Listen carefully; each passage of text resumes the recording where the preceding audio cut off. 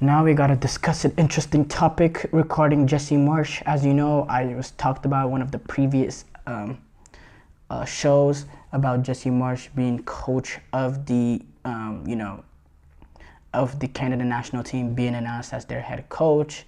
But there's a little bit more to the story now. Now that he's been hired, now that he's kind of settling in, he started reflecting on a process that he went through when he was interviewing for the U.S. men's national team job a year ago, when they had the should we keep Berhalter or not stint. Basically talking about how he wasn't treated very well by the U.S. Soccer Federation. He was a candidate for the USMNT job when it was vacant last year. And the Federation eventually, they decided it's time to, they wanted to rehire Greg Berhalter, which I think was a massive mistake, and it was a disgrace how they announced it right before the Nations League final against Mexico. But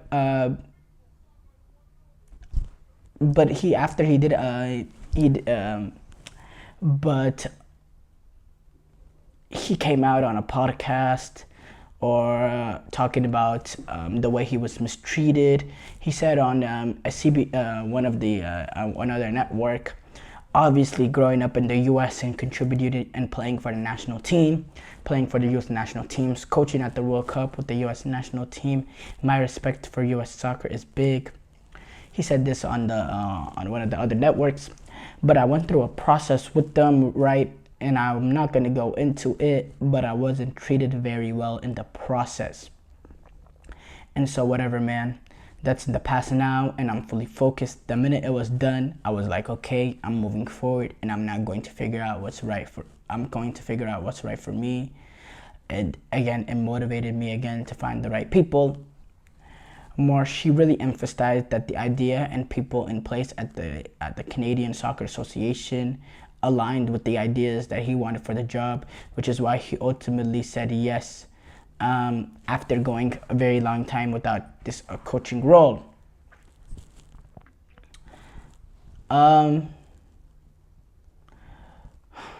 There's a lot there to unravel. Now, he says he wasn't treated right, Jesse Marsch, in that process. I don't know why I make those comments and not go into specifics in that point, because obviously people are going to speculate. Now, look, I've had my problems with the U.S. men's national team when it comes to hiring cycles, going all the way back to the post-2018 World Cup debacle, when they didn't even hire they didn't even interview the likes of Julian Lopetegui, a manager that wanted to be just considered for the job. They weren't even willing to interview him. The lack of big manager interviews, and if they did, like, they talk about big managers, it was kind of just for show. I think this whole cycle that we went through recently, just to bring back Greg Berhalter, was just kind of a show, just to make us think, oh yeah, we're considering other managers, when I don't think they truly were. I just think they were trying to get this investigation thing out of the way. But I don't understand it at all. I don't understand what the process is within this U.S. men's national team. Now, obviously, there's some sort of, I can see Jesse Marsch, he's trying to build some sort of a rivalry between the U.S. and kind of make it, and he has a rivalry with Berhalter. Let's just get it out of the way.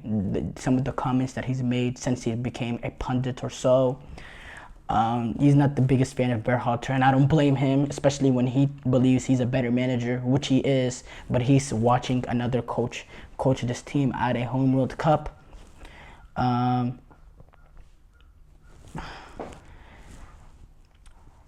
Greg Berhalter, when he was hired, his brother was in a high position in the U.S. Soccer Federation. So that is a fact. That's not an opinion. That's nothing. That is a fact. Now, I don't want to get into the politics of the U.S. Soccer Federation. I think there's a lot of issues with it, just in general. But I don't really want to go there right now. It's not my time, nor it's my place to go there. But when you have managers that are not even being managers that came out and saying quality managers like Julian Lopetegui that want an opportunity to interview and not given that right, or whenever you see it, and then on top of that you see a Jesse Marsch that comes in saying he wasn't treated well,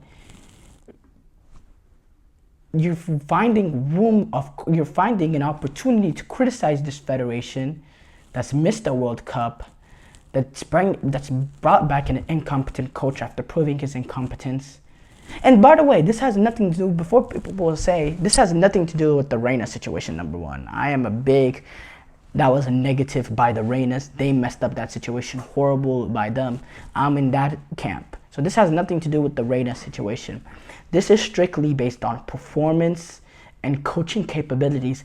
I am not a Berhalter supporter. I don't think he's good enough. I don't think we have done, the U.S. men's national team has done anything to take the next level when you need to, when you have the caliber of players you have. When you get eliminated in the round of 16 by Netherlands, a Netherlands team, a team that we shouldn't have beat, but that was the first time we played a team that, we shouldn't have beat.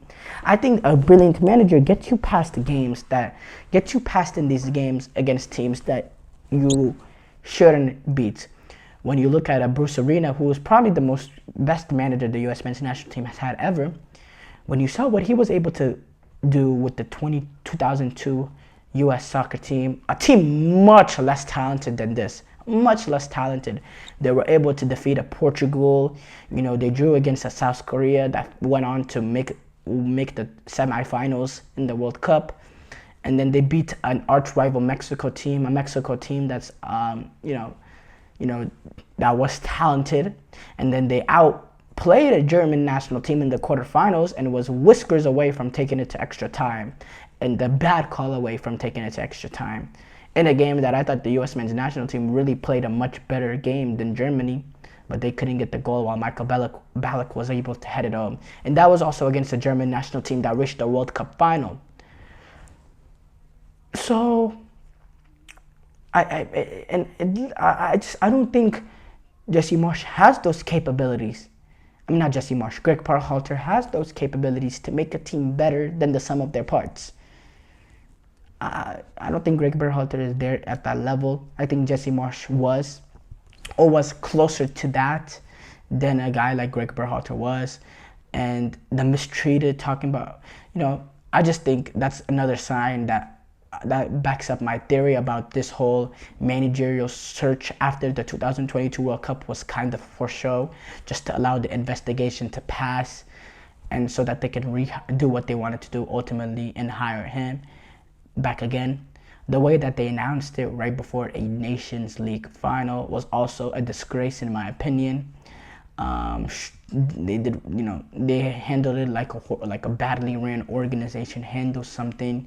They were kind of scared of the backdraw, the criticism of bringing him back, because the fans know, as much as people on the outside want to criticize the IQ of the typical U.S. soccer fan, the fans know Greg Berhalter is not good enough.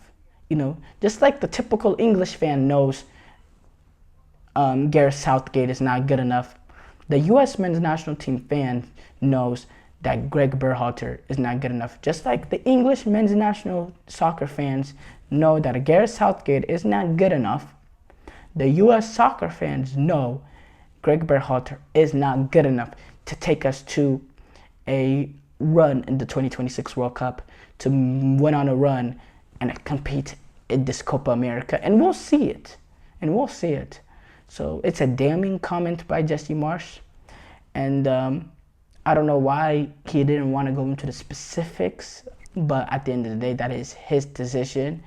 And, it's kind of up to the U.S. Soccer Federation to kind of defend themselves from these comments, or to ignore it. They don't really need to defend themselves, but it is what it is.